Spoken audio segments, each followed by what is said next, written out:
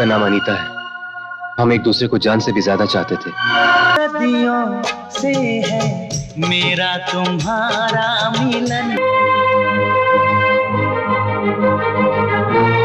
दोस्तों, आज इस वीडियो में हम एक बहुत ही खास फिल्म के बारे में बात करने वाले हैं। जो फिल्म भले ही जब रिलीज हुई थी तो बॉक्स ऑफिस पर कुछ खास नहीं चल पाई थी, लेकिन ओवर द ईयर्स जब लोगों ने ये फिल्म डीवीडी पर देखी और टीवी पर देखी तो इसको काफी पसंद किया गया। और कहीं ना कहीं मैंने भी ये फिल्म कई बार देखी है और मुझे पर्सनली ये फिल्म बहुत ज्यादा पसंद है और फिल्म के गाने भी बहुत अच्छे लगते हैं। हम बात कर रहे हैं साल 1996 में आई अनिल कपूर, नागार्जुन और श्रीदेवी स्टारर फिल्म मिस्टर बेचारा की, जो एक अच्छी light hearted romantic drama comedy film थी। और ये फिल्म आपने भी न जाने कितनी बार देखी होगी, लेकिन क्या आप जानते हैं कि इस फिल्म के बनने के पीछे की कहानी क्या थी? मिस्टर बेचारा में हमें अनिल कपूर का सीधा साधा मासूम अवतार, श्रीदेवी जी की बेहतरीन एक्टिंग, अनुपम खेर की गजब की कॉमिक टाइमिंग और नागार्जुन का धमाकेदार कैमियो देखने के लिए मिला था। ये फिल्म रिलीज हुई थी 30 अगस्त साल 1996 को। और वैसे तो फिल्म के साथ में कोई बड़ी फिल्म रिलीज नहीं हुई थी। उस समय मिस्टर बेचारा के साथ में ही 30 अगस्त को एक लो बजट फिल्म रिलीज हुई थी यस के नाम से। लेकिन इसका मिस्टर बेचारा के ऊपर कोई बहुत ज्यादा फर्क नहीं पड़ा था, लेकिन मेन फर्क ये पड़ा था कि मिस्टर बेचारा के लगभग एक हफ्ते पहले ही सनी देओल, सलमान खान और करिश्मा कपूर की फिल्म जीत रिलीज हुई थी, जो अच्छी खासी चल रही थी। तो जब मिस्टर बेचारा सिनेमा घरों में रिलीज हुई तो उस समय ज्यादातर थिएटर्स में फिल्म जीत ही दिखाई जा रही थी। और आलम यह था कि उस समय सिंगल स्क्रीन थिएटर्स में फिल्म जीत शानदार चल रही थी और लोग ये फिल्म देखने के लिए आ रहे थे। तो ऐसे माहौल में फिल्म मिस्टर बेचारा को उतनी स्क्रीन्स नहीं मिल पाई थी। और कहीं ना कहीं फिल्म मिस्टर बेचारा का जो प्रमोशन है वो बहुत ही स्लो तरीके से किया गया था। मतलब फिल्म रिलीज होने के दिन तक भी मैक्सिमम लोगों को ये पता नहीं था कि ये फिल्म आज रिलीज होने वाली है। और उन दोनों अनिल कपूर भी अपने करियर के काफी ढलान पे थे, तो फिल्म का बहुत ज्यादा बज़ लोगों के बीच में नहीं बन पाया था। हालांकि मिस्टर बेचारा का म्यूजिक एल्बम काफी अच्छा था, जहां इसमें जानम मेरी जानम और साथ ही मेरे सुन तो जरा जैसे बेहतरीन गाने सुनने के लिए मिले, जिसकी ऑडियो कैसेट तो मार्केट में अच्छी खासी सेल हुई थी। लेकिन फिर भी ये फिल्म लोगों के बीच में वो बज़ क्रिएट नहीं कर पाई थी।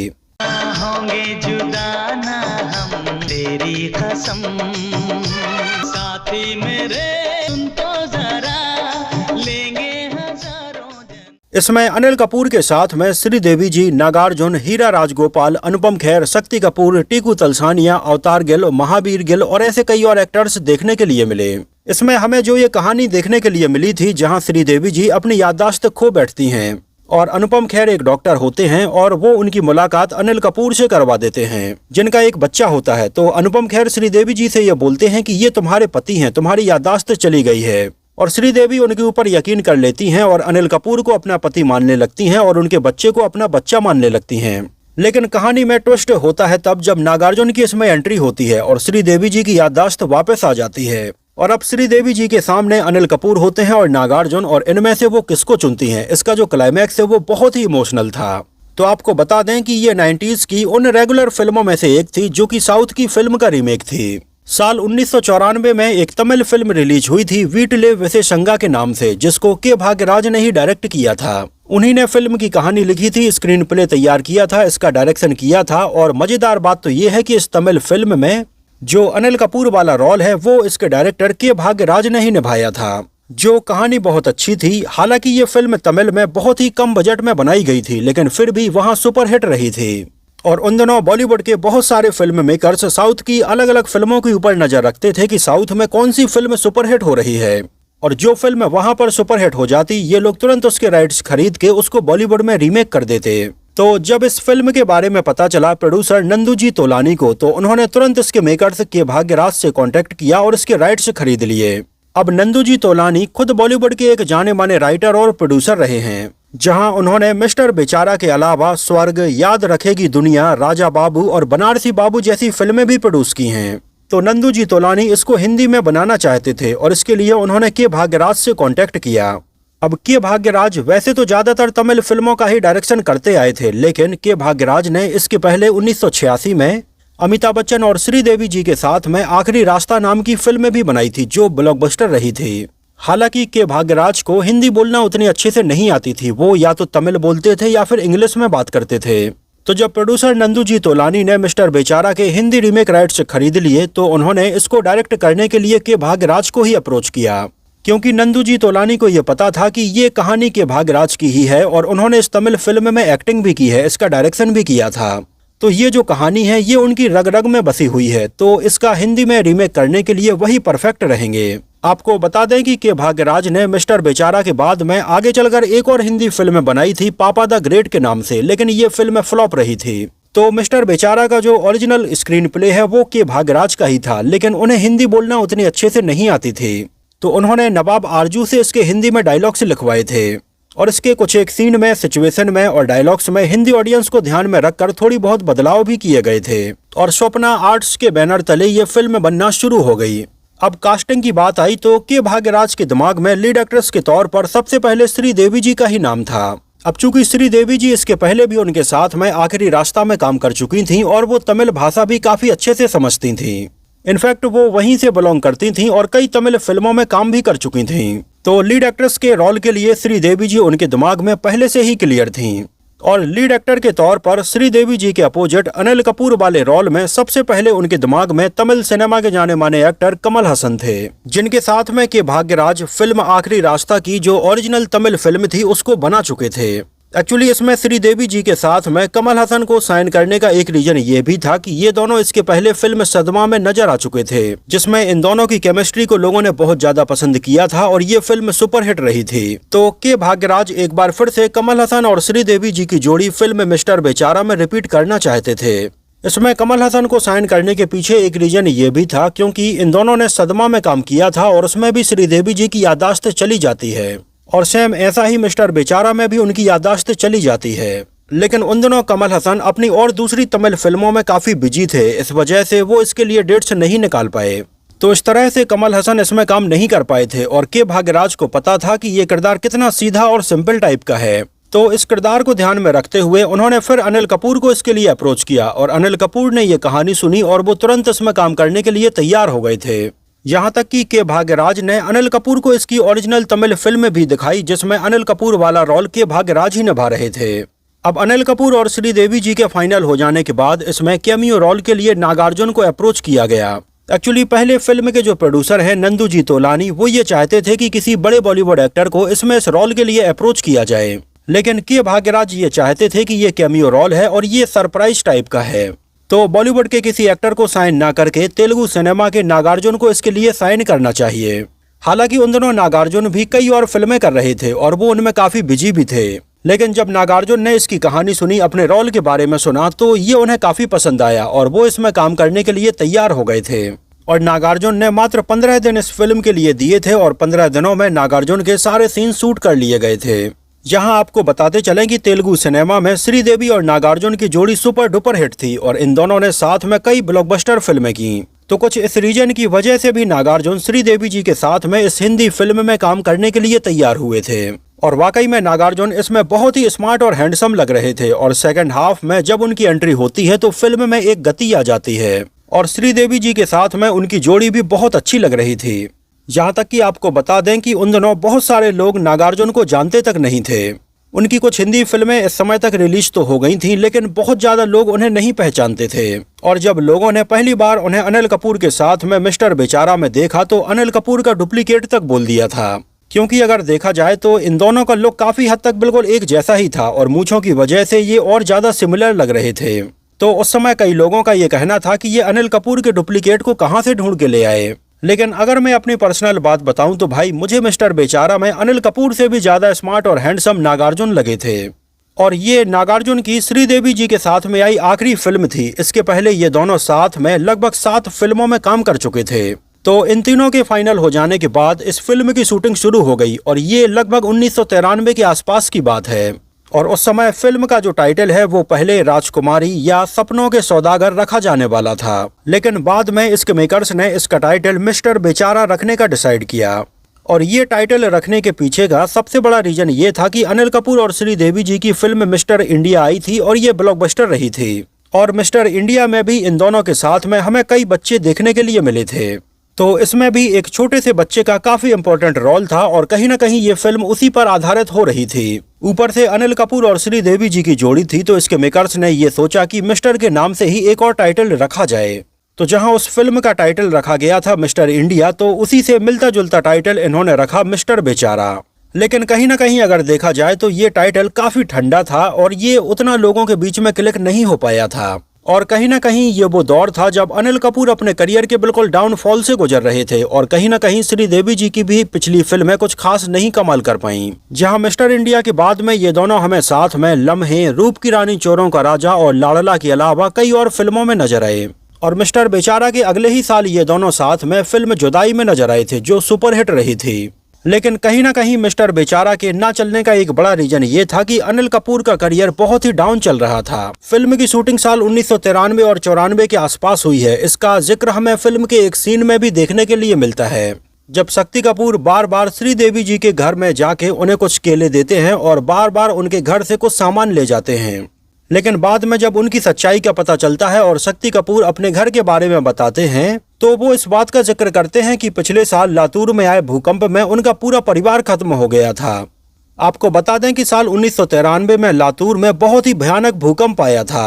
30 सितंबर 1993 को ये भूकंप आया था, जिसमें लगभग 10,000 से भी ज्यादा लोगों की मौत हो गई थी। पिछले साल लातूर के भूकंप ने मेरे पूरे परिवार को निकल लिया। निकल के लैंप थे, वो कहाँ गए?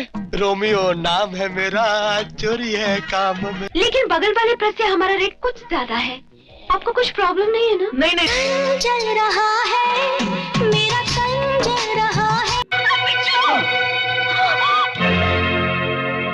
आपको बता दें कि जिस समय श्रीदेवी जी मिस्टर बेचारा की शूटिंग कर रही थीं, उस समय बोनी कपूर के साथ में उनका अफेयर चल रहा था।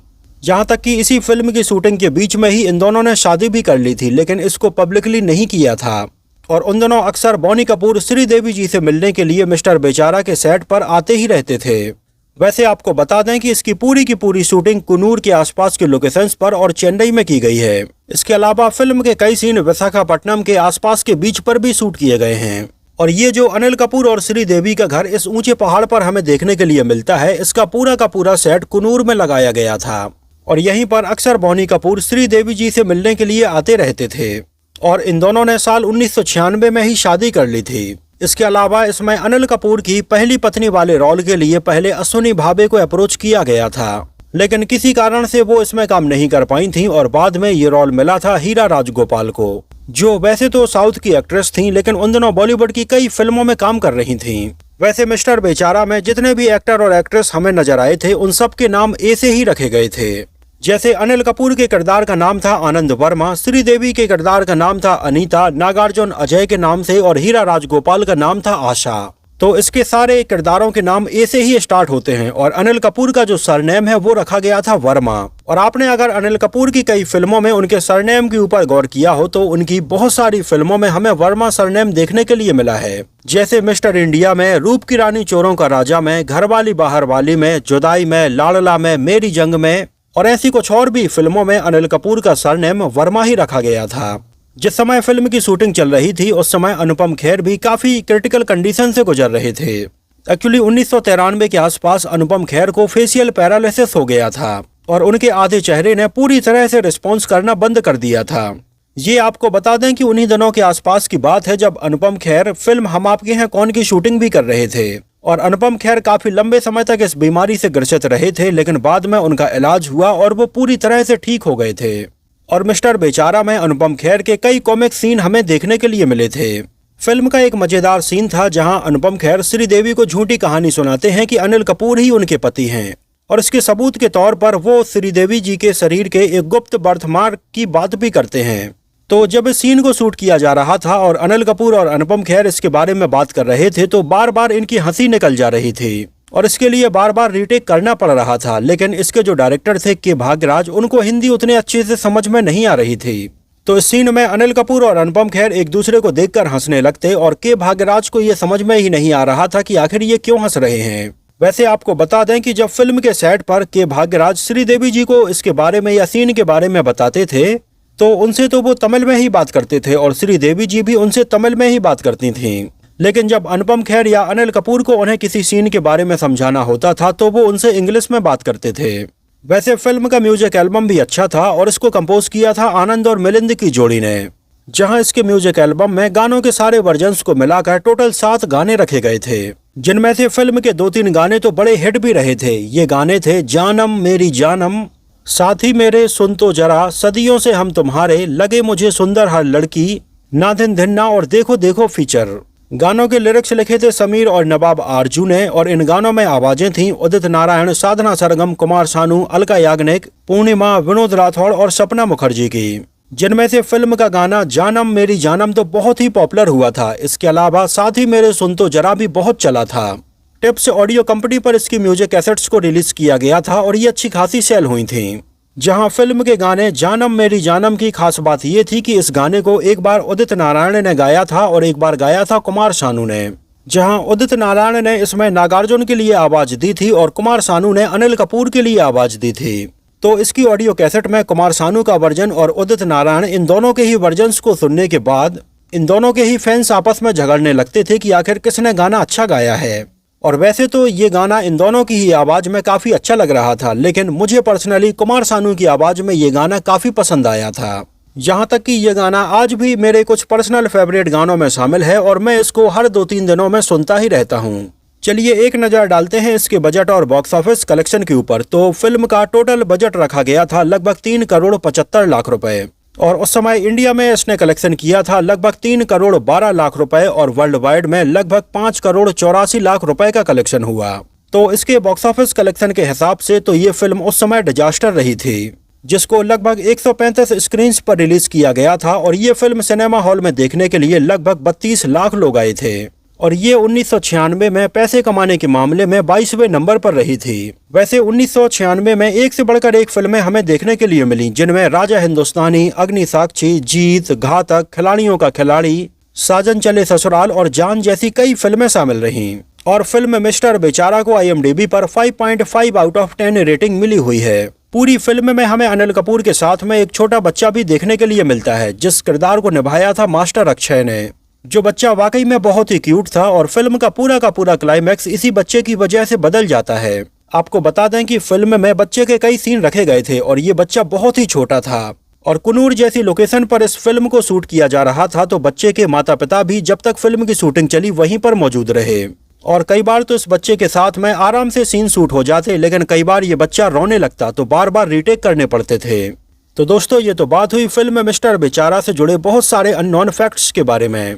वैसे मुझे तो ये फिल्म काफी पसंद आई थी और मैंने इसको बचपन में अपने पड़ोसी के घर पे देखा था, जहां कई लोगों के साथ में बैठकर मैंने इस फिल्म को बहुत ज्यादा एंजॉय किया था।